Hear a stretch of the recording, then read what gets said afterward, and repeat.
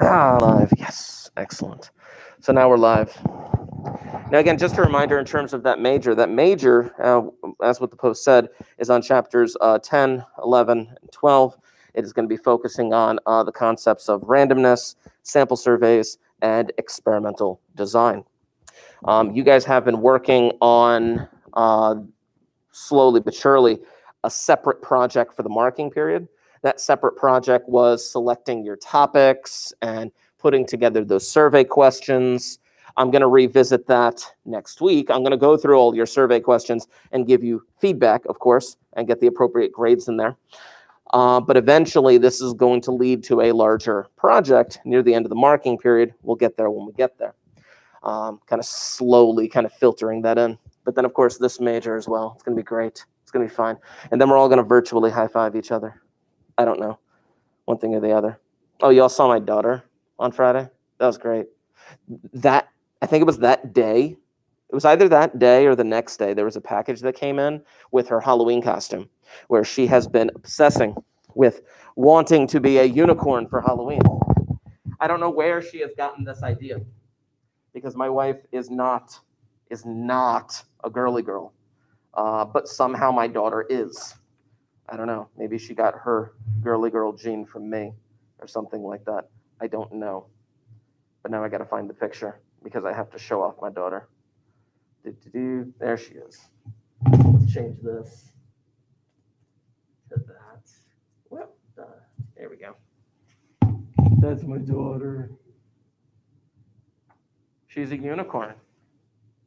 That's what she is. And now she's been wearing that nonstop for like a week. I don't know. Girls are weird. Let's see here. Bring that down. Why is that so large? There we go. So bring that back. But anywho, my goal for today, number one, I want to review. The chapters in question. You guys did that review for me on Google Classroom, but now I would like to go over the answers and discuss what should have been with those answers, or what could have been with alternate answers and things of that nature. After we go over said review, I do have some multiple choice questions to go over with you in regards to the AP test. I got those right here in my fancy little box. How long is the AP stat test? Yeah. As of now, it's going to be 3 hours. Yeah, as of now. It hasn't changed. They might change it. They have a lot of time to change it. In fact, when they made the rule change for 45 minutes, they did that probably like a month and a half before the test. So, as of now, it's a 3-hour test. It's a 3-hour test that consists of an hour and a half multiple choice and an hour and a half free response. For the multiple choice, which is what I want to focus on for right now, you have an hour and a half to get done 40 multiple choice questions. That means that you have an average of 2 minutes, 15 seconds per problem. I'm going to train you up for that. In years past, I've heard stories of people proctoring AP tests, and they'll tell the people on the AP stat test, like, oh, there's 10 minutes left in the multiple choice. And they'll like look up with like a deer in headlights look because, oh crap, I have like 20 problems left. Yeah, we need to make sure we use time management skills to their fullest. I love multiple choice questions. They're designed to make you fail. You know the type of people who make the test, the type of people who put together the AP questions? They are terrible so very much. Their job is to put together a test that is designed to make you cry and fail. But your job is to basically shove it back in their face. Their top hat wearing, monocle wearing faces. They're like Mr. Peanut. Anyway, what I'm going to suggest is this. I'm going to bring up the review up on the board in a moment, and I'm going to go over these questions. Obviously, you've already done the thing once, but you may have some of that scratch work with you now. What I'm going to strongly suggest to you, you write down whatever you need to remember. You write down whatever you need to study. You write down whatever reminders you need to give yourself in preparation for this major tomorrow. So I'm going to bring that up, and you can do that now. Now, obviously, your notes are your notes. I'm not going to tell you how to keep your notes. I'm not going to tell you what to write down. I'm just telling you it's a really good idea.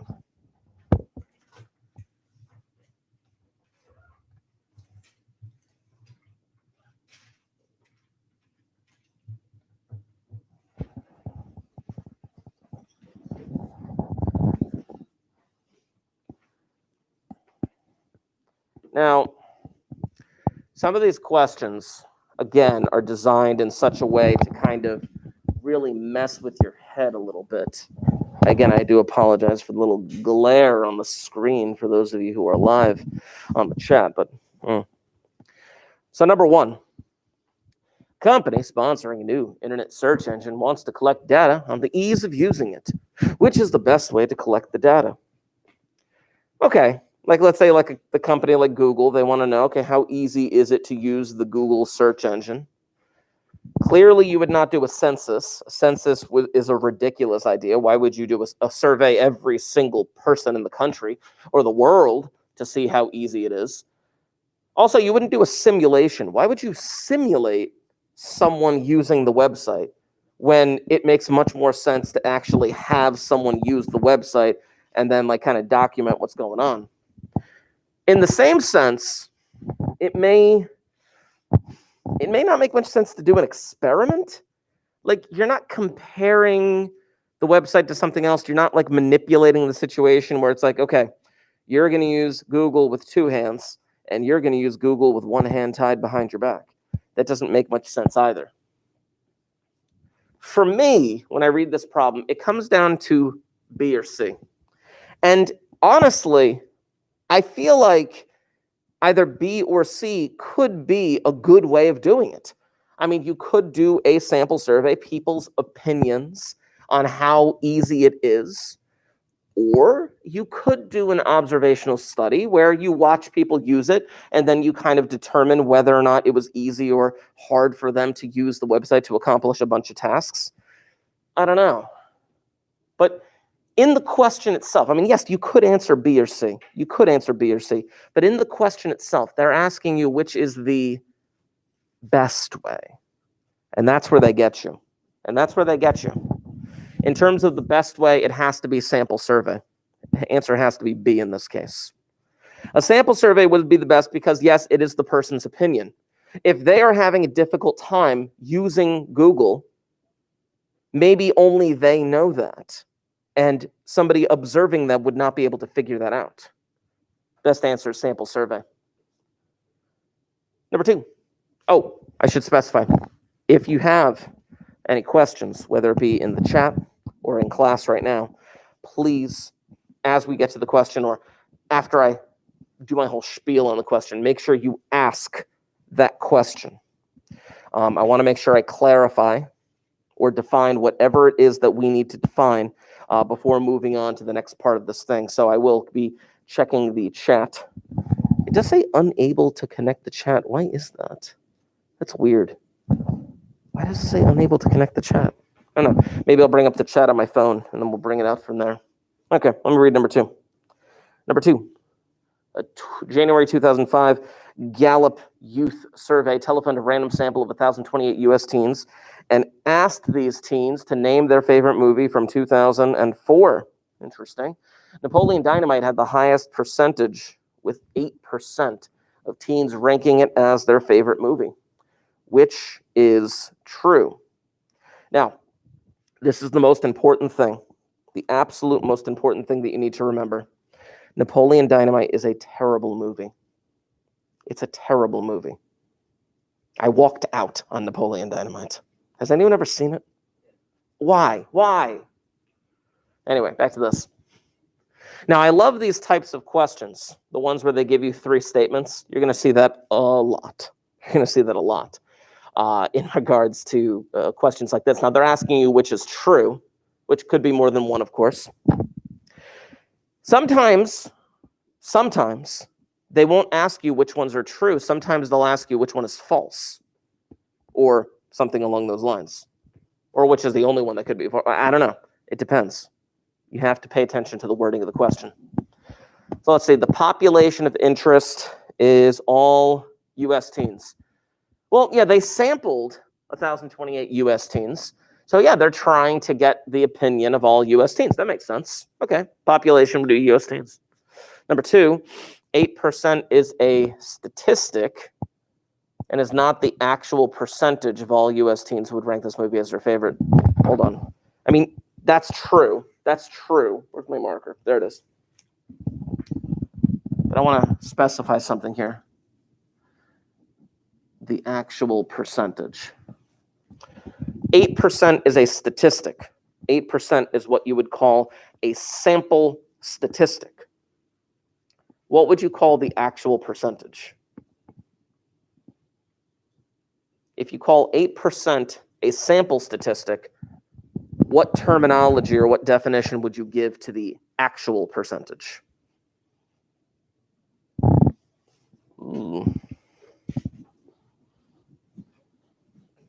The actual percentage would be coming from the population, but we would not refer to it as a statistic.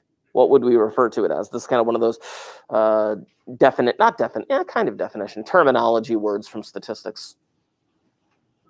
Parameter. 8% is a sample statistic. The actual percentage would be a population parameter.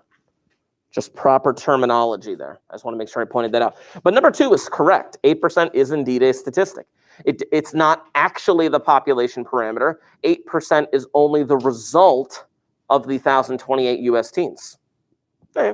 And then 3, this sampling design should provide a reasonably accurate estimate of the actual percentage of all U.S. teens who would rank this movie as their favorite. Statistics is about making confident statements using limited information. It should provide a reasonably accurate estimate. It's not saying it's accurate. It's not saying this is actually what all U.S. teens believe. They're using that kind of fluffy language, reasonably accurate estimate of the actual percentage. Yeah, that's true. The answer is E. The answer is E. All of the above. Get rid of that. Scroll them up. See what we got here. Dude, there we go.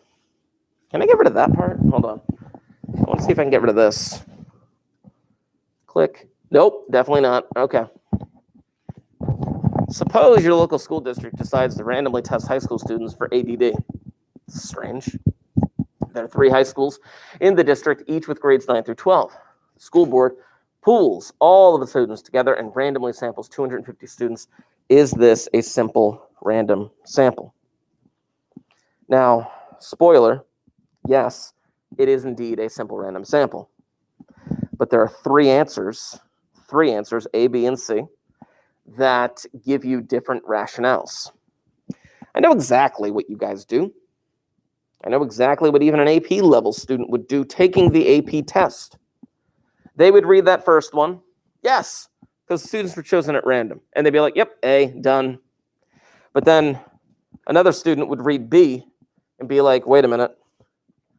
Yes, because each student is equally likely to be chosen? That's also a true statement. A is a true statement, and B is a true statement. I mean, B is probably more true than A. But then when you read C, yes, because they could have chosen any 250 students from throughout the district, that's also a true statement. Oh. Sometimes they'll do this too. The actual definition of a simple random sample, which I believe we did have in our notes from chapter 11, was something along the lines of any combination of people have an equally likely chance of being selected. Any combination of people, every grouping of people, something along those lines. Simple random sample. The answer is C. The answer is C for this one. Any grouping of 250 students could be chosen. Any grouping of 250 students could be chosen. That harkens back to the textbook definition of simple random sample. Oh, these problems. Let's talk about number 4. A basketball player has a 70% free throw percentage. Which plan can be used to estimate the number of free throws she will make in the next 5 free throw attempts? Okay, let's make an assumption. They say that her percentage is 70%. But the more shots that she attempts, let's say she just makes let's say she makes like 10 shots in a row. Let's say she just makes 10 free throws in a row. theoretically or logically, what should happen to the 70%? If she makes 10 in a row, it should go up. It should go up. We're making an assumption here, though. With this type of problem, we have to make the assumption that 70% is going to be fixed. 70% is not going to change. 70% is what her free throw percentage will be for all time. Just like a coin. Think of a coin. A coin is supposed to be 50-50 when you flip it, heads, tails. But if you flip that coin 10 times in a row and you get 10 tails in a row, does that change the 50-50 nature of the coin? No, it doesn't. You have to assume the same thing for this. You have to assume the 70% is not going to change. I just wanted to point that out for the sake of this problem. All right, what plan could be used to simulate the situation? All right, let 0, 1 represent the first shot. 2, 3 represent the second shot. 8, 9 represent the fifth shot. Generate 5 random numbers, ignoring repeats. Interesting. Okay. So let's say that I randomly generated a 0 and then a 1. According to these rules, could I generate a 0 and then a 1? Yeah, I could. That means that she both making the first shot? She made the first shot twice? According to this, number 1, she would make the first shot twice. Because if I generated a 0 and a 1, that means that she would have made the first shot twice. That's weird. It's completely wrong. It doesn't represent the situation. Let's go down to 2 and 3. 2 and 3 are almost exactly the same. 2 and 3 are almost exactly the same. The only difference between them being this statement. Ignoring repeats. So let 0, 1, and 2 represent missing a shot. That's 3 numbers, 30%. 3 to 9 represent making a shot. That's 7 numbers. Generate 5 random numbers from 0 to 9. And count how many numbers are in 3 to 9. Cool. Ignoring repeats or not ignoring repeats. Only one of these is correct. Somebody go back to your notes. You got to find it for me. In chapter 10, when we talked about random simulation, I gave you a note about repeats and what you could or could not do with repeats. Do you got it? Repeats are allowed if you're working with percentages, like this. You're working with percentages. Repeats are allowed, meaning if you get a 9 and she makes the shot, there's still a 70% chance, which means you could get a 9 again, because that's one of the 7 numbers. If you get a 9 and then say to yourself, well, I can't get a 9 ever again, you're changing her 70% accuracy. If you take that 9 and remove it, you are changing her 70% accuracy. The answer is B. The answer has to be B for this one. You just don't say anything about repeats. And if you don't say anything about repeats, then the assumption is that you are allowing repeats to happen. Let's talk about number 5. More dogs are being diagnosed with thyroid problems than have been diagnosed in the past. A researcher identified 50 puppies with thyroid problems and kept records of their diets for several years to see if any developed thyroid problems. Cats are better. Fight me. Okay, I'm just saying cats are so much better. You know what cats do? They go in the litter box. They don't go on your carpet. Anyway, back to this. First of all, this is a what? I'm going to immediately eliminate a couple of things here. Is there any type of manipulation or treatment imposed by the researcher? Correct. There's none, which means this cannot be an experiment. This cannot be an experiment. There's no treatment. There's no manipulation. This cannot be an experiment. I get rid of those 2 choices. And again, by the way, what I'm showing you right now is possibly a strategy that you could put into place, a strategy that you could implement in regards to solving multiple choice problems. You have to be very good at eliminating certain choices. Give yourself a chance. Question, on the SAT, I know you're all taking the SAT next week. Do they still do that thing where if you get it wrong, you like lose a fraction of a point? Oh, okay. It used to be you lost a fraction of a point.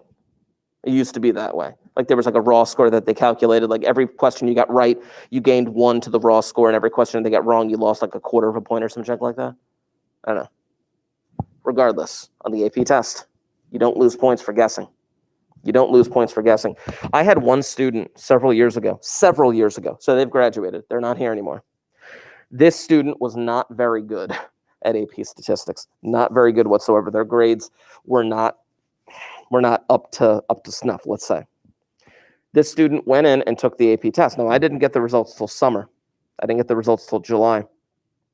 This student ended up passing. How in the world did this student end up passing? I was able to see not their work, but I was able to see their scores from the free response versus the multiple choice section. Free response was horrendous, but their multiple choice was off the charts because they implemented a system, not just of pure guessing, but a system of, okay, what can I eliminate? Because right now you have a 20% chance. If you just purely guess right now, you got a 20% chance. If you eliminate the 2 choices for experiments, what's your chance up to? 33. You're up to 33. You're up to 1/3 chance. If you eliminate 1 more, it's a 50-50 chance. Give yourself a chance. So let's see. They identified 50 puppies without thyroid problems and kept records of their diets for several years. So did the puppies tell the researcher how they felt about things? Clearly no. It's got to be a study, an observational study. It's got to be an observational study. So is it prospective or retrospective? Are we going to the past with retrospective, or are we looking towards the future with prospective?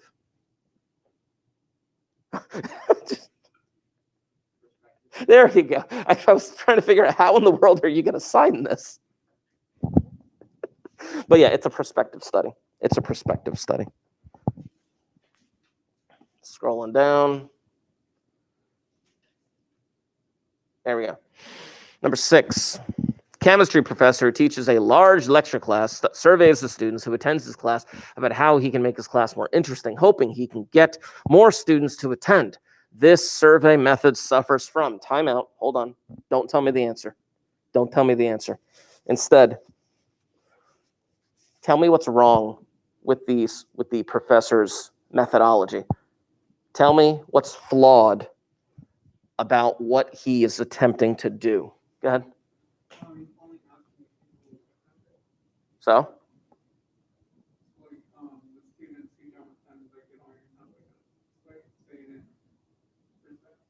I'm sorry, say that last sentence one more time. The students who don't attend what?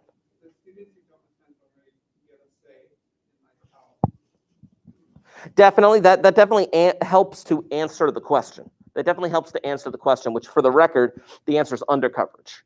The people who don't attend definitely are being undercoveraged. They're not being surveyed. But think about this like more real life situation. In college, most professors don't care if you show up or not. I don't know if you knew that. Most professors. Some do. I once heard about a professor who taught 300 kids in a lecture hall and took attendance and kept it as a grade. How are you going to do that with 300 kids? At 8 a.m., right when the class began, Polaroid camera, click, click, click. All right, let's begin. It's pretty crazy. Then he checked it off later. But the people who show up probably like the professor. The people who don't show up probably don't care too much for the class. That's just a real life situation. But you're right, though. The people who don't show up are not being counted. The people who don't show up. But here's the thing. The people who don't show up, their opinion does matter. But I don't know, maybe they don't have a point of reference as to what this professor is doing or how good the class actually is. Or maybe they just don't like the professor in general. I don't know. We could guess all day long. But the answer is undercoverage. The answer is D. Number 7, placebos. Placebos are a tool for what? Now, placebos, if you remember, are fake treatments. You don't know that you're getting the fake treatment. You think you're getting the real treatment, and then they measure the results based on how you react to whatever it is that they're trying to measure. Placebos are a tool for blinding. That's just what it comes down to. Placebos are a tool for blinding. You are not to know whether or not you have the real treatment or not. Let me scroll down a little bit more. But then with number 8, double blinding. Double blinding in experiments is important. So hold on, let's go back to double blinding. There are 2 ways to blind. And you only really blind if it is necessary for the person being blinded to not affect the results. So for example, if I'm testing out a new drug, I need the people taking the drug to be blinded as to whether or not they got the treatment or not. And they would be blinded because otherwise it could potentially affect the results. But then the people doing the evaluating, sometimes they need to be blinded. I told you about dolphin therapy, correct? Cool. Dolphin therapy, 30 people go down to some, resort Caribbean style. 15 of them get to go swim with dolphins, 15 of them don't. There is a psychologist, let's say, who evaluates their mental health both before and after that vacation. The psychologist, the evaluator, should not know whether or not they got to swim with dolphins or not. And in that case, would be blinded. So it's important so that, number 1, the evaluators don't know which treatment group the participants are in. Check. Number 2, the participants do not know which treatment group they're in. Check. Number 3, no one knows which treatment group any of the participants is getting. Now, no one is a big word. It's actually 2 big words. It's actually 2 small words. That's false. Number 3 is false. The third statement's false. The reason being, if I'm the one running the experiment, I need to know who got into what treatment. I need to know. Maybe I'm not doing the evaluating. I'm not the one participating in the treatment, but I need to know who got what. When they say no one, you have to assume that also includes the experimenter, the person organizing this whole thing. Somebody's got to know in order to keep track of it. The answer is D. The answer is D. Which is not required in an experimental design. Which is not required in an experimental design. I did an experiment a while back, not with you guys. I did an experiment with this website where it measured response time, reaction time, where it's like there's like a little cartoon stoplight and it's red, and then when it goes green, you got to click, and then it'll measure how fast you clicked it in, a reaction time. And I performed this experiment with the class. But because you guys are clicking in order to get that thing done, I thought it was a good idea to figure out, okay, who's left-handed, who's right-handed. Because perhaps using your dominant hand versus your non-dominant hand, or your left hand versus your right hand, maybe that would have a huge impact on the results. So I decided to, before everyone started, they had to mark down not their names, but if they were left-handed or right-handed, and then they had to perform the experiment randomly in order, or a random order as to whether or not they're doing dominant hand or non-dominant hand, but they have to do both. That is a form of blocking. It made sense that I blocked by left or right-handed because I wanted to be able to compare the results between left-handed people and right-handed people. Fun fact, left-handed people actually have better reaction time on average than right-handed people. If you can believe it. Anybody left-handed? Yeah, would you believe it? But you know why? You live in a right-handed world. It's not fair. So you have to you just almost threw a pencil at him. It was great. But you live in a right-handed world, unfortunately, and as a result, you have to adapt. For example, I'm sure when you are writing, exactly, this thing, absolutely, you see what I'm saying? So you have to adapt, and because you have to adapt, you might have better reaction time. I don't know, that's just a theory, But I ran an experiment with you guys, in which I gave some of you the JFK letters, and some of you the JF letters. I didn't do any blocking there. I didn't do any blocking for that one because I didn't find a way to do it. What was I going to block you guys by? Blocking is a form of stratification. Stratifying for samples blocking for experiments. You only block if you can figure out a way to do it that makes sense in the context of the problem. Blocking is not necessary. Blocking is not required, but it's a good idea if you can do it, if you can figure out a way to do it. For example, if I wanted to, if I wanted to do some sort of like physical activity, some kind of physical experiment where people had to like perform some kind of physical task, perhaps it would be a good idea to block people by age group. Because if I'm doing like elementary, middle, and high school, and I block by that, yeah, I'm not going to just mix in an elementary school kid with a high school kid. That would be ridiculous. Blocking, if it makes sense to do it that way. So it's not required. The answer is A. Number 10. A researcher wants to compare the effect of a new type of shampoo and hair condition. The researcher believes that men and women may react to the shampoo differently. Additionally, the researcher believes that the shampoo will react differently in hair that's dyed. The subjects are split into 4 groups: men who dye their hair, men who don't dye their hair, women who dye their hair, women who don't dye their hair. Subjects in each group are randomly assigned to the new shampoo and the old shampoo. This experiment, and then what are the answers? Well, where's my marker? Because there's a nice little blocking situation going on here. First, they kind of blocked them by men and women. And then they blocked them by dyed hair and not dyed hair, dyed hair and not dyed hair. So they split them up into 4 groups. Then, in that group, there was an allocation to the new shampoo, or a random allocation to the new shampoo, old shampoo, new shampoo, old shampoo, new shampoo, old shampoo, new shampoo, old shampoo. There has to be randomness at some point, and the random allocation occurred when they were either getting the new or the old shampoo. This is a really messed up map right here. And then they would compare results, compare results, compare results, compare results. This is definitely a blocked design. They are blocked by some shared characteristic. The answer is indeed E. They're blocked by gender. They are blocked by whether their hair is dyed. Definitely. They're not blocked by shampoo type. The shampoo type is the treatment. There's only one factor, the shampoo type. I'm going to ask you this question, even though it's not on the paper. How many treatments are there?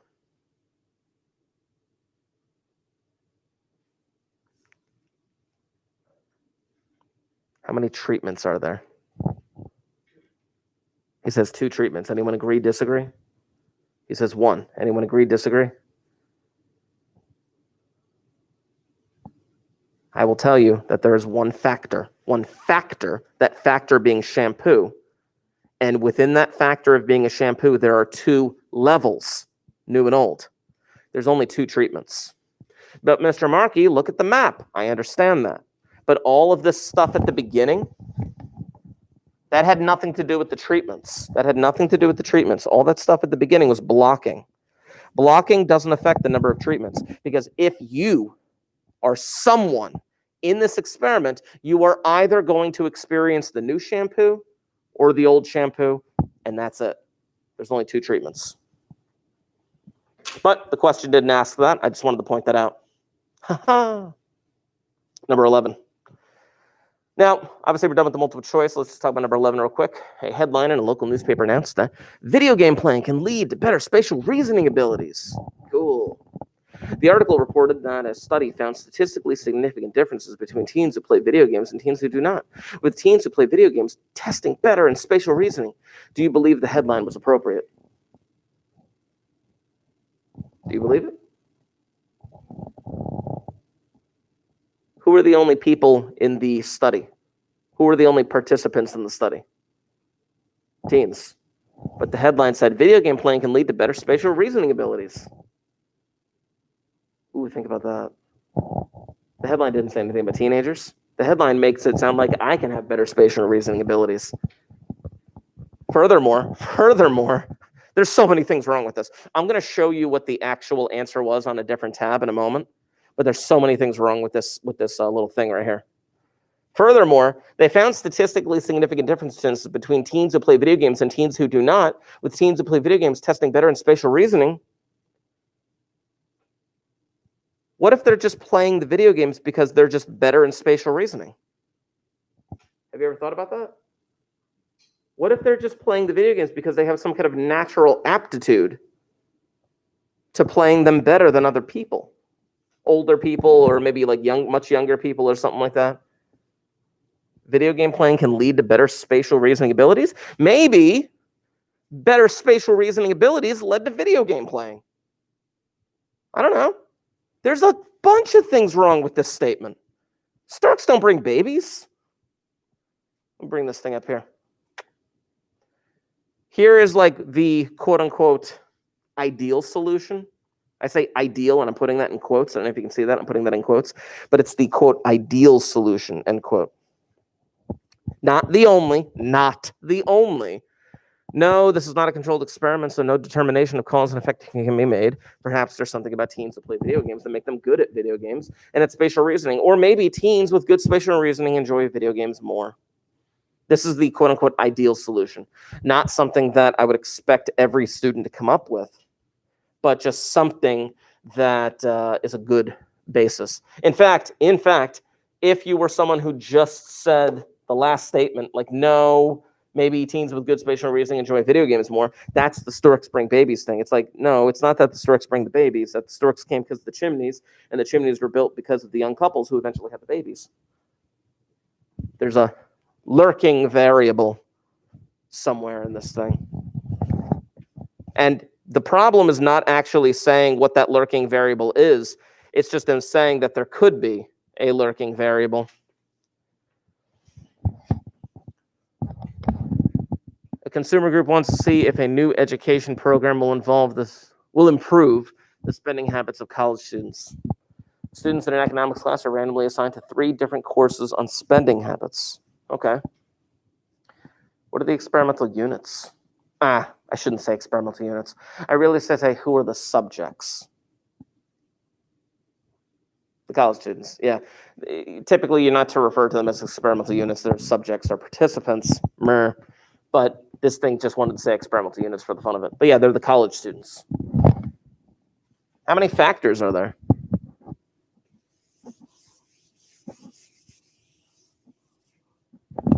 I mean, there's 3 different courses on spending habits.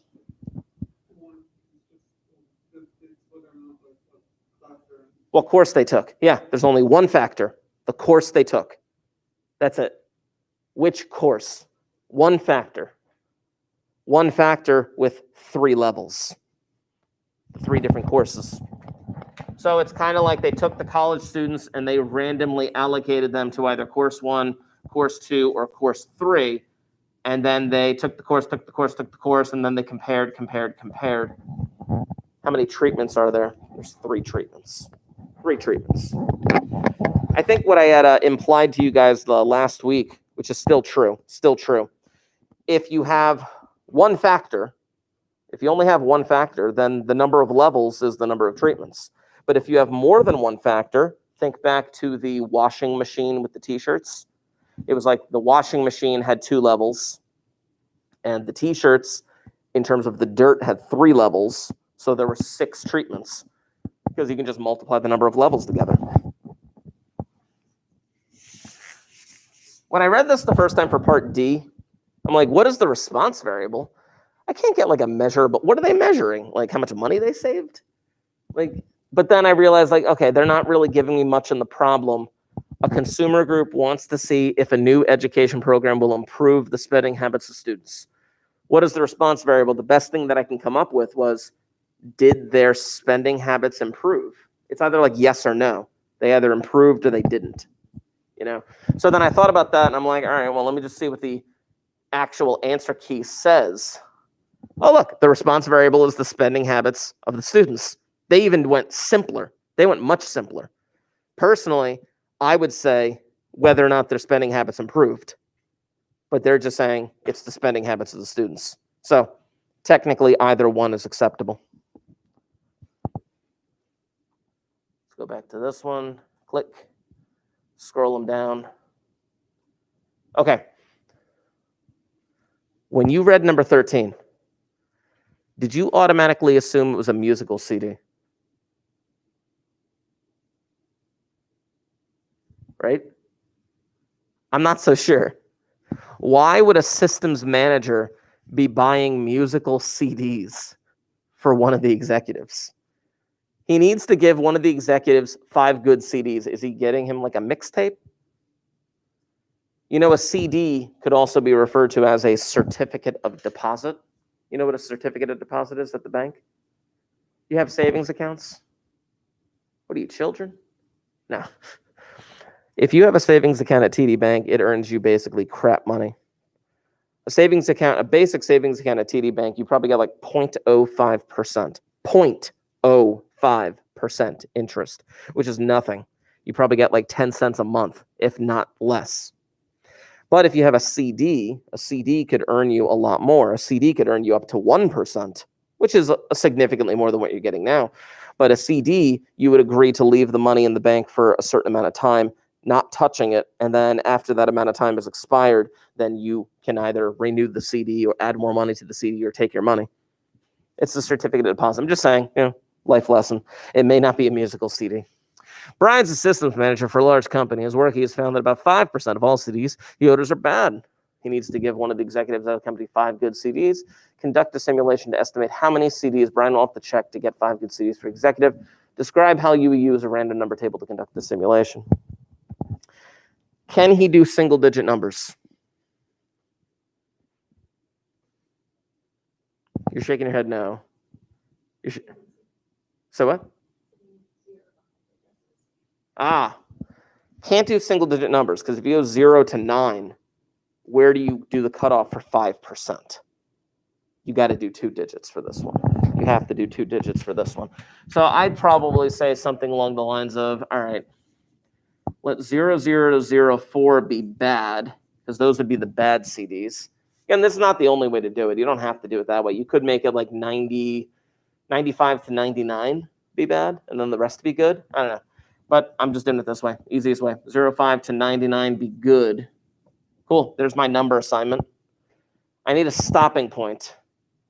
Okay, trial ends when you get 5 good CDs. All right. And then I need a response variable. Response variable is number of CDs I had to go through. Something like that. Something very basic. All right. I can run my trials now. Let's see. Right off the bat, 2 digits at a time. Crap. I got a bad one. I got a good one. Good one. Oh, no. Yeah, I got it. Yeah, 6 is good. I was going to say 6 was bad for a second, but I'm like, no, 6 is good. 6 is out of that range. And then 18. There we go. I got 5 good ones. I had to go through 6 CDs. The outcome is your response variable. All right, let's do it again. 78, 69, 52, 14, 2. 2 is bad. And then 85. I went through 6 CDs. All right. 60, 80, 90, 67, 65. Good. I went through 5 CDs. That's acceptable. Cool. State your conclusion. Fluffy language. If I had to average those together, 6 plus 6 plus 5 was at 17. 17 divided by 3 is 5.67. On average, it was 5.67, but I'm going to give something a bit more concrete than that in a moment. I could say fluffy language. Based on my simulation, I found an average of 5.67 CDs that I had to go through until I got 5 good ones. There's evidence to suggest, it appears, it seems. it seems like I would have to go through at least 6 CDs in order to get 5 good ones. Something along those lines. Fluffy language. Fluffy, fluffy, fluffy. Boom. Yeah, this is stuff that we've been doing from the beginning of the year. Let's scroll it down. Ow. Flip, flip, flip. There we go. Bone builder. Did I tell you what happened to my daughter when we entered quarantine? No? Cool. We entered quarantine, March 13th? Something like that? Cool. March 13th, we entered quarantine. I was live streaming. No, I don't know what we did the week after. Whatever. Anyway, so I was live streaming one day. This is like literally 2 weeks after we started quarantine. I'm live streaming a lesson to my kids.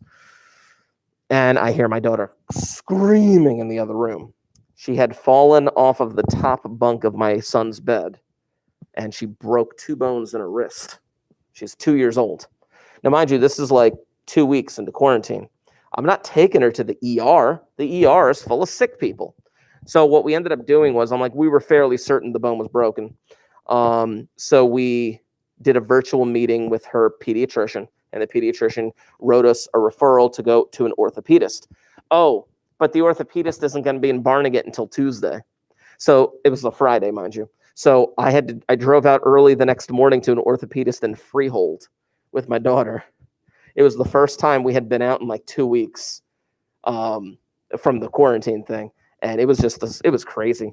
She ended up getting like one of them soft cast on there for like a month. She was nuts.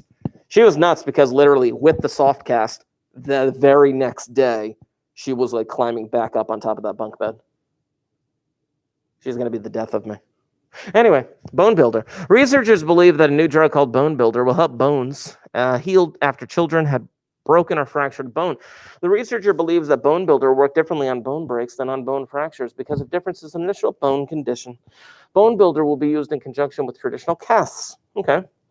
To test the impact of bone builder and bone healing, the researchers recruit 18 children with bone breaks and 30 children with bone fractures. You guys know the difference between a break and a fracture? Do you?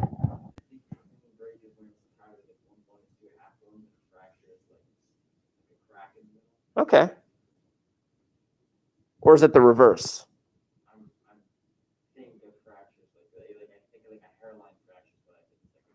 Okay, because when I think fracture, I think compound fracture. You know what compound fracture is? It's terrible. It's when the bone actually breaks through the skin. Yeah. There's a college basketball game where that happened. I don't know. You know what I'm talking about? Nobody? All right, cool. Whatever. Anyway, back to this. Now, just as a side note, he's recruiting the children who have bone breaks. He's not actually breaking the bones himself. Just as a side note, that's an important distinction here. It says to design an appropriate experiment to determine if bone builder will help heal bones. All right, let's just draw something out.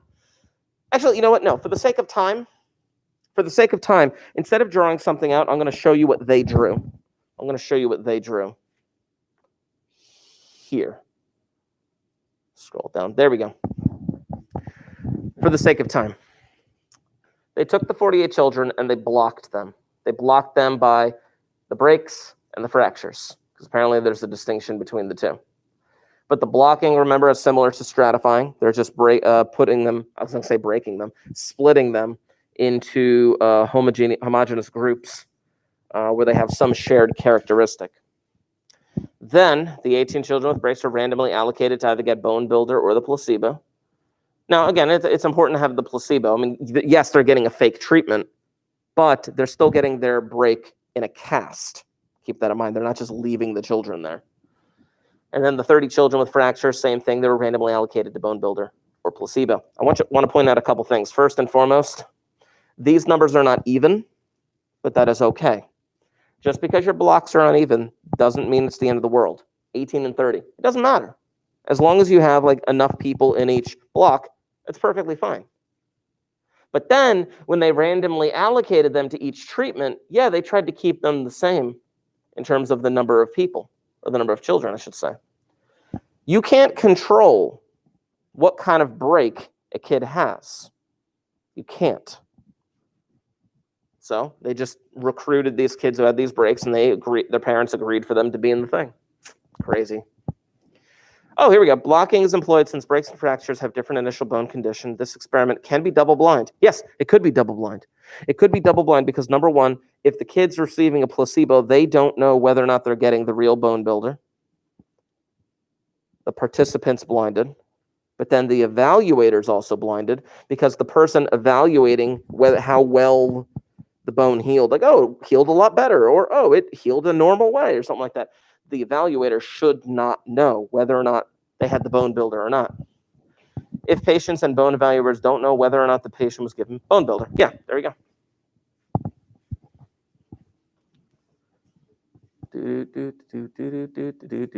Boom. And finally, number 15, before we get to our multiple choice questions, a college group is investigating student opinions about funding of the military. They phone a random sample of students at a college, asking each person one of these questions. Do you think that funding of the military should be increased so that the U.S. can better protect its citizens? Do you think that funding of the military should be increased? What question do you expect will elicit greater support for increased military funding?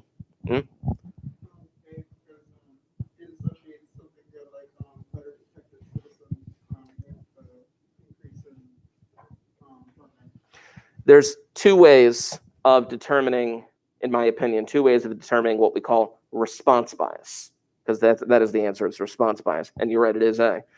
But there's two ways in my mind of determining response bias. Number one, the way that you worded it.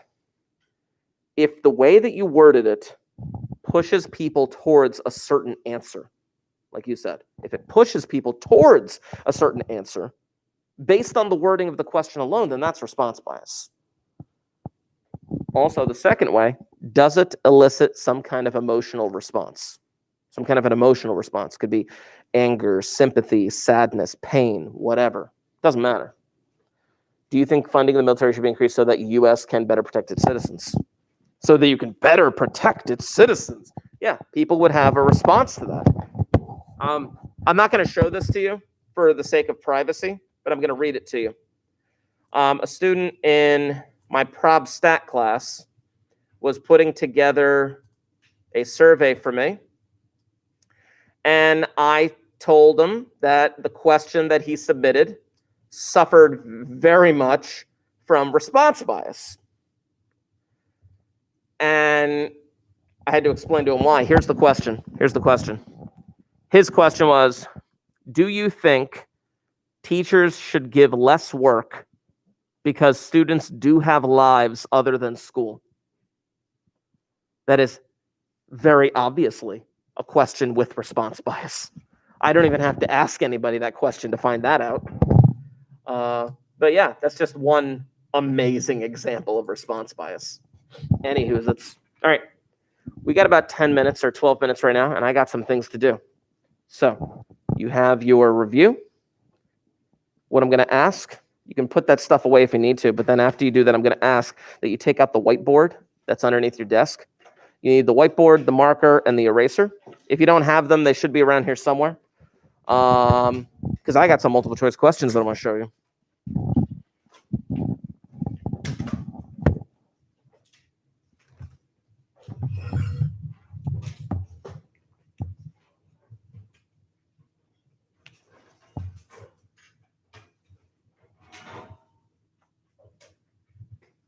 Where are you, mouse?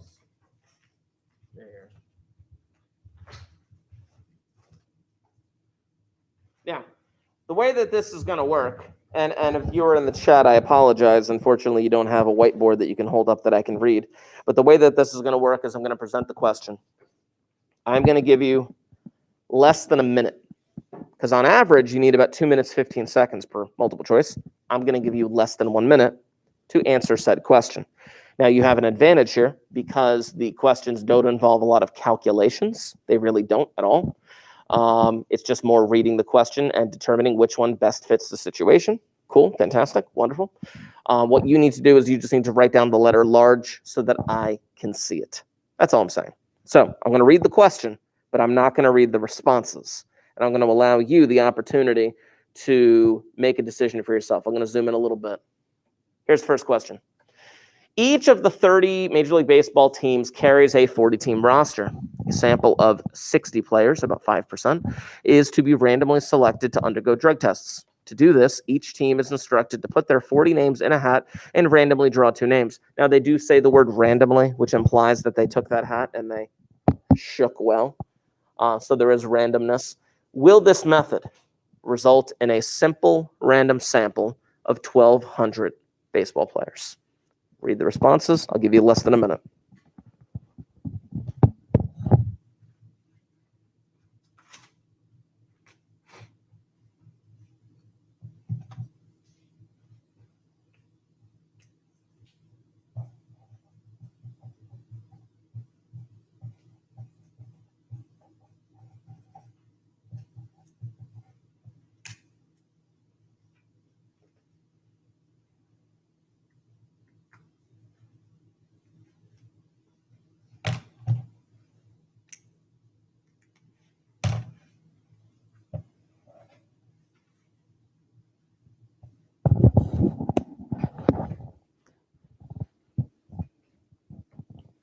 All right, you got to write down an answer. Write down an answer. Make a choice. Don't leave it blank. Hold them up. Let me see them. All right, let's see. So we got a bunch of A's and C's, and then we got a D. So I got 2 A's, 4 C's, and a D. Okay. So A, C, or D. Interesting. A, C, or D. Question. According to this, the New York Yankees have a 40-team roster, correct? Or 40-player roster. They have 40 players on the roster. Each team is instructed to put all 40 names in a hat and randomly draw it 2. Player A is selected, and then player B is selected. Cool, for the New York Yankees. Can any other New York Yankee be selected? No. No other New York Yankee can be selected. In fact, is it possible for all 40 New York Yankees to be selected? Nope, because once you get to 2, that's it. That's it for the team. You just select 2. This is not a simple random sample. It's not. It's not a simple random sample because any 1,200 player combination is not possible because you can't get all 40 New York Yankees. You can't. It's impossible. Oh, well. This is a stratified sample. This is a stratified sample because they broke players. Well, technically, they didn't break players, but they, in their minds, separated players into their individual teams. They separated players into their individual teams and then selected 2 from each. That is like the Boston cream pie, where you separated it into the cream and the chocolate and the Boston, and then you sample a little from each. Okay, the Yankees, the Cubs, the Mariners, I picked 2, I picked 2, I picked 2. That's stratified sampling. Oh, in the example, they used the Cubs. Yeah. Let's see what else we got here. Here we go. Next question. Advantages to using surveys as opposed to experiments are that. I hate the way these things are worded, but unfortunately, there's nothing we can do about that. I'll give you about a minute to get that done.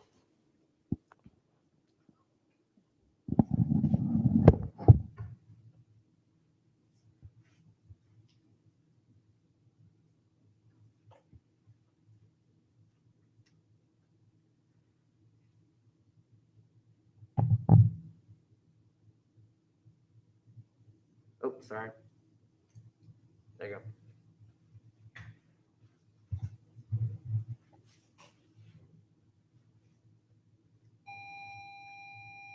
Can I please have someone from technology call the main office? Someone from technology, please call the main office.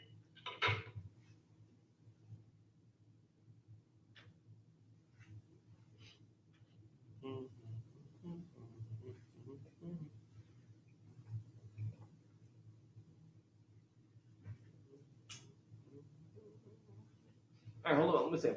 Write down an answer. Make a choice. Make a choice. Make a choice. I got a bunch of A's and I got a bunch of D's. I got 4 A's and 3 D's. All right. Oh, interesting. This is exactly like yesterday. Oh, man. I did this with the class yesterday, and they either all chose A or D as well.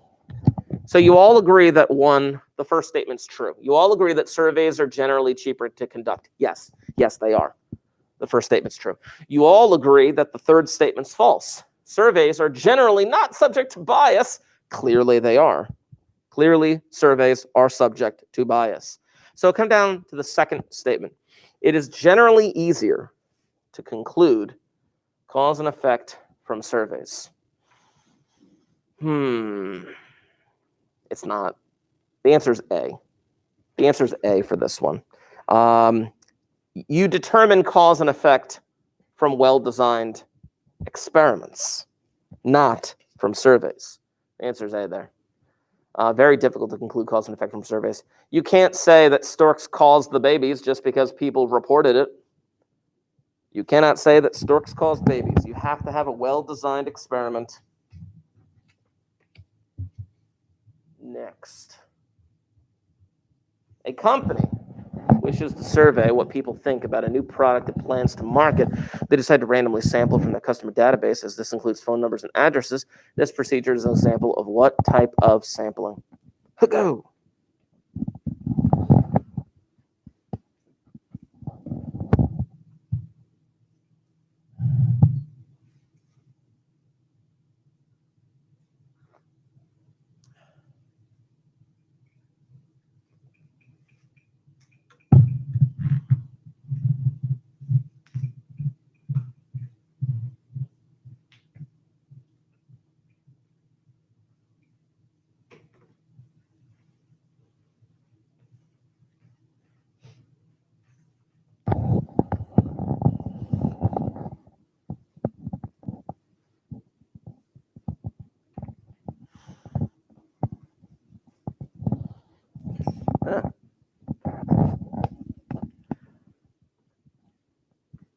Hold them up. Let me see them. Interesting. Okay. Why? You all chose B. I asked the question why. Why? Because they only chose from the customer database and not any other. So it's a big deal. They didn't ask people who've never been to the place before. Or never used their product before. Yeah. Yeah, exactly. It's convenience. It definitely is convenience. Yeah. Like you're only surveying people who already like go to your company. It's like basically saying like, hey, Apple users, here's a brand new Apple phone. What do you think of this? Clearly they already like Apple, which is a dumb product. Fight me. Anyway.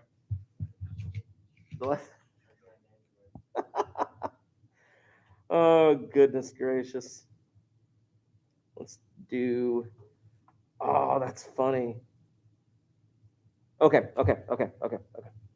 This is amazing. This will be the last question we do today. But I want to point something out before I read it. This does not say none of the above. Kind of. It doesn't say none of them are true. It says none of the above in terms of the four choices gives a complete set of true responses. That is a very precise wording. A very precise wording. It's not saying none of these are true. It's just saying that the answer is not here. Very precise. A food judge is given an assignment to choose and sample the food at 52 out of over 20,000 New York City restaurants. She has an assistant list all the restaurants whose names begin with A, assign each a number, use the random number generator, pick two of these numbers, and that's two restaurants. She proceeds to use the same procedure for each letter of the alphabet and combines the results into groups of 52, into a group of 52. Which of the following are true statements?